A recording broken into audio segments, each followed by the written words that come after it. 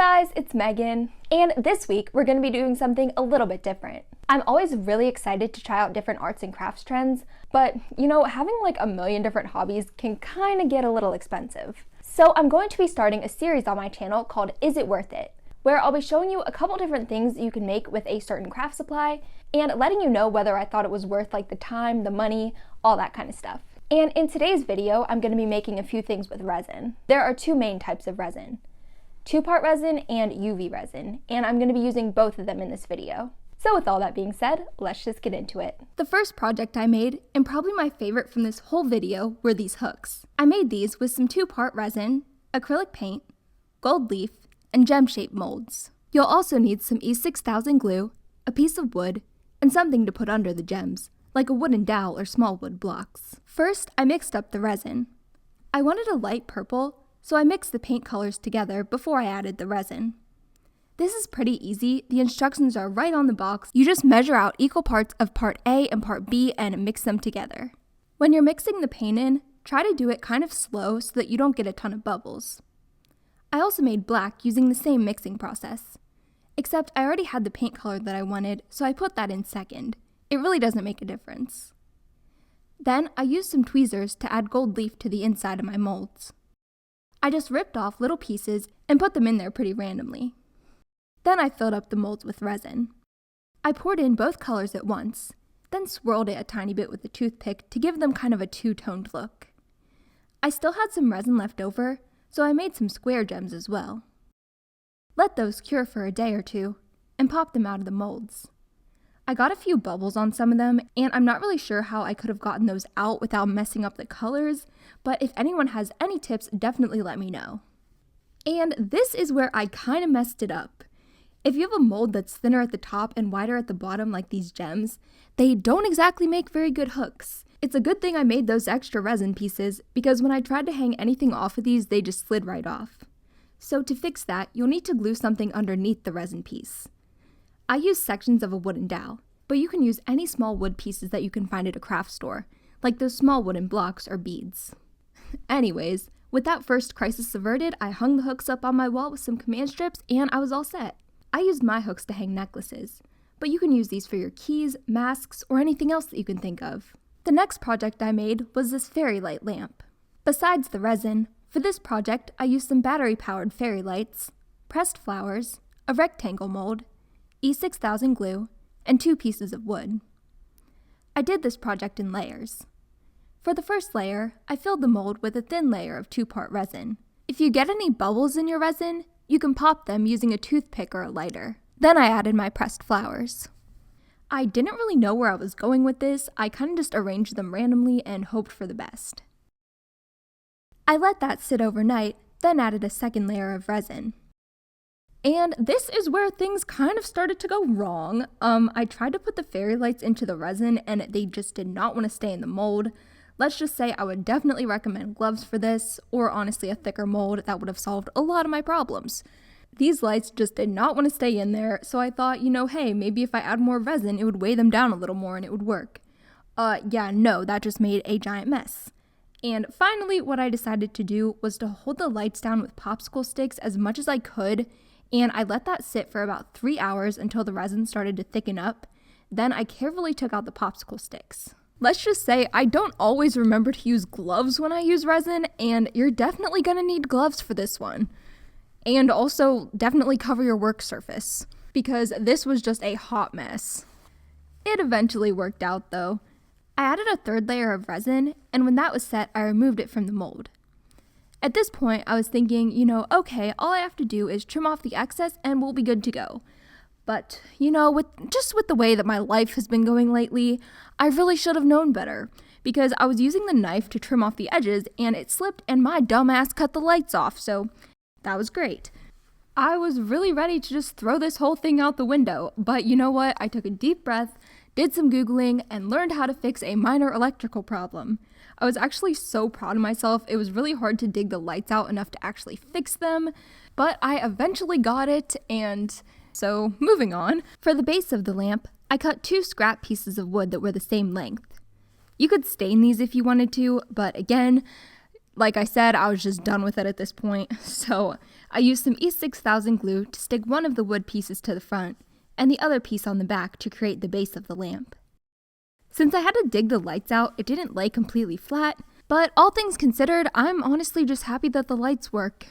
There are a bunch of different techniques that you can use to color and decorate your resin. Here are a few of my favorites. This first technique uses puffy paint to create sort of a geode-like effect. I used these hair clip molds that I got from Amazon. I put in a super thin layer of UV resin, spreading it out with a toothpick to make sure the whole mold was covered. I cured that under my UV lamp.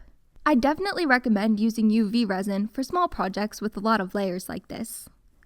I personally find it so much easier to work with than 2-part resin. Next, I added the puffy paint to the molds. You can do any pattern that you'd like, and if you end up not liking it, you can just wipe it off with a paper towel and start over. The hardest part about making things with resin is waiting for it to dry. The paint needed about 4 hours. But once it was ready, I prepared some colored resin. You can use different things to add color to your resin, but I used a little bit of acrylic paint. Make sure that you use only a little bit, because if you add too much, the resin won't cure correctly. Try to stir it kind of slow so you don't get a ton of bubbles in it. I made blue, black, and white resin. These were honestly an experiment. This was my first time mixing different colors in one mold, and I wanted to see if it would actually work. After I cured that, I actually demolded them just to see if they worked and if I liked them. I wasn't a huge fan of the first and the third clips, but I liked the other two. So I put them back in the mold, put a little resin on the back, and added a hair clip. Cure it under the light one last time, and you're all set. I still have quite a bit of puffy paint left over from when I used to make DIY squishies, so I'll definitely be using this technique more in the future. Another technique that I like to use is drawing on the resin. I use this technique to make this cow print clip. This clip is pretty similar to the last one.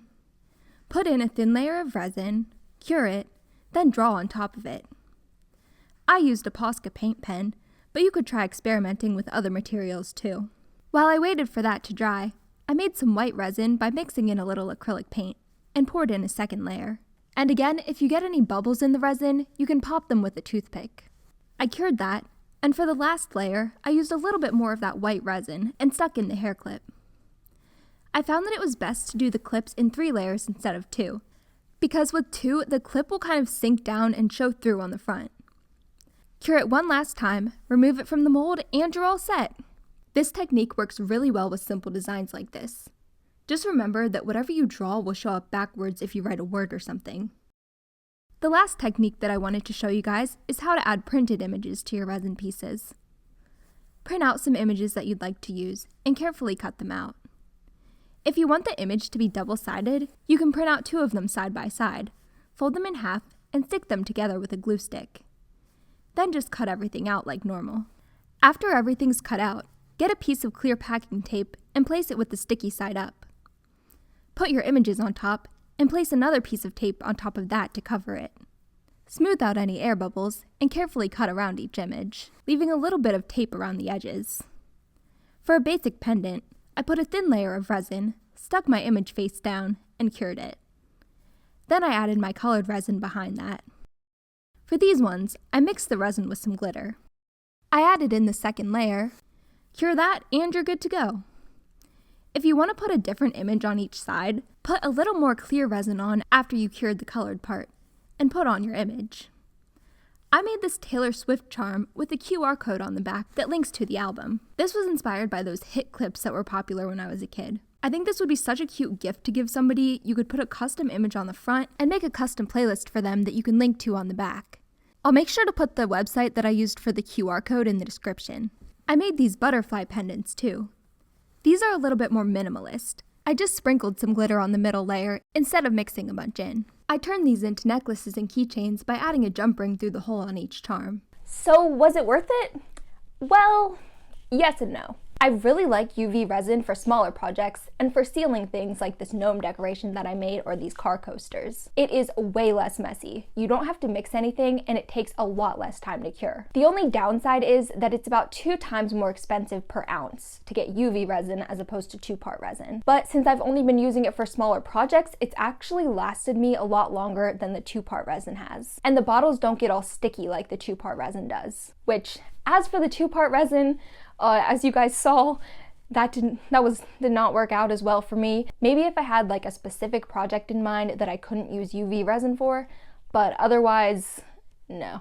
That stuff is just way too messy, and plus it smells really bad. Like, the UV resin has a smell, but the 2-part resin, in my opinion, smells a lot worse, and it's just like, you definitely need to open a window. I mean, for both, obviously, use proper ventilation and wear gloves. And the 2-part resin also takes a lot longer to dry, which can be an issue if you have pets or if you just live in like a really dusty house. Like, obviously keep any type of resin away from your pets, and if you have to cure it for a long time, like the 2-part resin, make sure to put it either in a room where you can close the door or somewhere where your pets can't get to it. I've also had issues with the 2-part resin like leaking in storage. Like, it doesn't really store as well as the UV resin, which, I mean, it might not seem like it, but I've actually used both of these like in the past before this video.